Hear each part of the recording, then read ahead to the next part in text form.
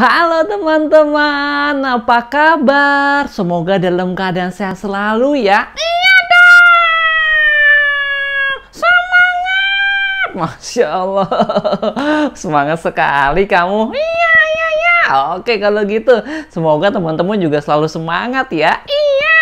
Nah, hari ini Kamu Lana, sebelum Kamu Lana cerita, Kamu Lana mau ngucapin salam dulu buat teman-teman. Iya. Ya, kamu ucapin salam dulu ya. Ya. Assalamualaikum warahmatullahi wabarakatuh. Waalaikumsalam warahmatullahi wabarakatuh. Iya. Oke teman-teman, kali ini Kamu Lana akan melanjutkan cerita kisah teladan 25 Nabi dan Rasul. Yeay! Siapa yang sudah mendengarkan cerita-cerita sebelumnya? Aku! Semuanya? Wah, bagus. Yuk, teman-teman, dengarkan nih ya kisah-kisah Nabi, karena di dalam kisah-kisah Nabi ini kita akan dapat ilmu yang luar biasa. Nanti teman-teman akan mengerti bagaimana perjuangan Nabi-Nabi kita terdahulu ya. Iya. Baik, sekarang Kamu Lana akan melanjutkan cerita Kamu Lana ya dari buku Kisah Teladan 25 Nabi dan Rasul. Tapi sebelum cerita, Kamu Lana mau tanya dulu, siapa yang mau jadi orang pintar? Coba angkat tangannya. Orang cerdas, aku. Orang hebat, aku. Orang utan, aku. Ya, enggak. Masa orang utan? Enggak. Ya sudah. Oke, yuk kita langsung cerita ya. Ya. Kamu duduk dulu di bawah ya. Oke, Kak. Siap. Ya, baik teman-teman. Kamu Lana langsung membacakan bukunya ya. Tentang kisah yang ke-15, yaitu kisah Nabi Yunus alaihissalam. Baik teman-teman, dengarkan ceritanya ya. Nabi Yunus diutus Allah untuk menyeru penduduk Niwawi di wilayah Mosul, Irak. Hal itu disebabkan penduduk Niwawi melakukan kesesatan dengan menyembah berhala. Wah, mereka juga senang memuja tempat-tempat dan benda-benda keramat. Wahai kaumku, hentikanlah kebiasaanmu menyembah berhala serta memuja tempat-tempat dan benda-benda keramat ini. Sembahlah Allah, janganlah kamu berpaling darinya. Sesungguhnya hanya Allah yang layak kamu sembah, seru Nabi Yunus alaihissalam. Akan tetapi penduduk Niwawi sama sekali tidak menghiraukan seruan Nabi Yunus. Sebaliknya, mereka malah meremehkan dan mencemooh Nabi Yunus. Walaupun begitu, Nabi Yunus tetap sabar dan terus melanjutkan dakwanya. Berpuluh-puluh tahun berlalu, penduduk Niwawi tak kunjung meninggalkan kesesatan mereka. Seruan Nabi Yunus hanya dianggap seperti angin lalu oleh mereka. Hal itu akhirnya membuat Nabi Yunus putus asa. Ia sudah mulai kehilangan kesabaran. Wahai kaumku, aku telah menyuruhmu pada kebenaran. Namun kalian tidak mau mendengarkan seruanku. Kalau begitu, tunggulah hingga 3 hari. Sesungguhnya Allah akan menimpakan azab kepadamu. Kata Nabi Yunus seraya pergi meninggalkan kaumnya dengan menahan rasa marah di dada. Penduduk Niwawi takut azab Allah akan benar-benar menimpa mereka. Mereka lalu bertobat kepada Allah dan berjanji tidak akan mengulangi kesesatan mereka. Karena kesungguhan tobat penduduk Niwawi, Allah pun mengampuni dan memantalkan azab bagi mereka. Penduduk Niwawi kemudian berusaha mencari Nabi Yunus untuk mengabarkan bahwa mereka telah bertobat.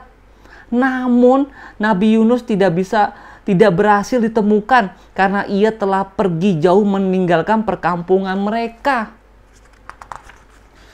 Nabi Yunus terus berjalan hingga tiba di tepi laut. Ia kemudian melanjutkan perjalanannya dengan menaiki sebuah kapal penumpang. Mulanya kapal yang dinaiki Nabi Yunus berlayar dengan tenang di lautan.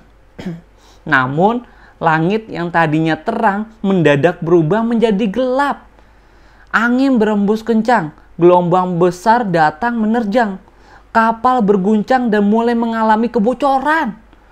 Beban kapal ini harus dikurangi, kalau tidak kita semua akan tenggelam, teriak kapten kapal. Para penumpang pun bergegas melemparkan barang-barang ke laut untuk mengurangi beban kapal.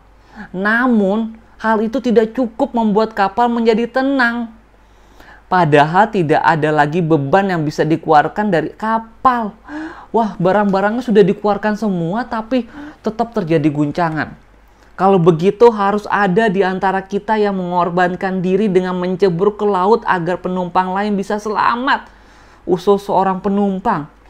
Akhirnya dilakukan undian untuk menentukan siapa yang harus mengorbankan dirinya ke laut. Setelah 3 kali berturut-turut diundi, ternyata nama Nabi Yunus lah yang keluar berturut-turut. Demi menyelamatkan para penumpang kapal, Nabi Yunus pun melompat ke laut. Jadi teman-teman, harus ada satu orang yang keluar ataupun keceburuk ke laut agar kapalnya bisa seimbang. Setelah diundi sebanyak 3 kali, yang keluar semua namanya adalah Nabi Yunus. Maka Nabi Yunus pun loncat ke laut. Biur. Tepat ketika tubuh Nabi Yunus menyentuh air laut, Allah memerintahkan seekor paus yang sangat besar untuk menelannya.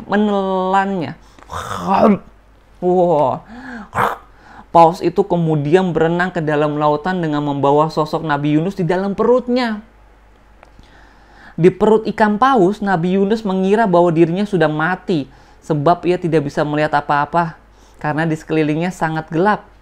Namun ketika mengetahui bahwa tubuhnya bisa digerakkan, tahulah Nabi Yunus bahwa ia belum mati. Ia pun mengingat bahwa saat itu ia tengah berada di dalam perut ikan paus.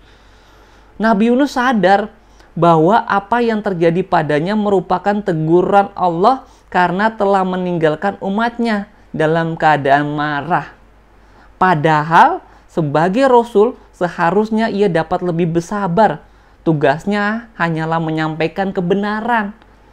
Perihal apakah kaumnya akan memperoleh hidayah atau tidak, itu semua adalah kehendak Allah. Ketika ikan paus berenang menyusuri lautan, Nabi Yunus dapat mendengar suara tasbih ikan-ikan dan batu karang. Mereka memuji Allah sebagai Tuhan penguasa sekalian alam. Nabi Yunus pun ikut bertasbih. Ia menangis memohon ampunan serta memperbanyak ibadah dan doanya kepada Allah selama di dalam perut ikan. Ya Allah, tiada Tuhan selain Engkau, Maha Suci Engkau. Sungguh aku termasuk orang-orang yang zolim, kata Nabi Yunus dalam doanya. Akhirnya Allah memerintahkan kepada ikan paus untuk mengeluarkan tubuh Nabi Yunus. Ikan itu memuntahkan Nabi Yunus di sebuah daratan yang kering dan tandus. Tubuh Nabi Yunus sangat lemah karena beberapa hari tidak makan dan minum.